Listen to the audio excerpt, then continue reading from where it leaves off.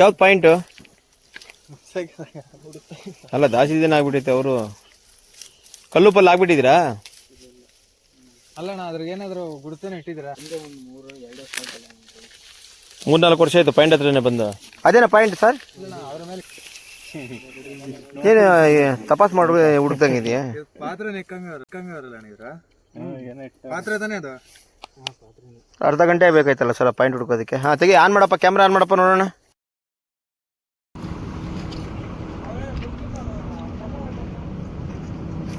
ಬಿಟ್ಟು ಹಾಕಲ್ಲ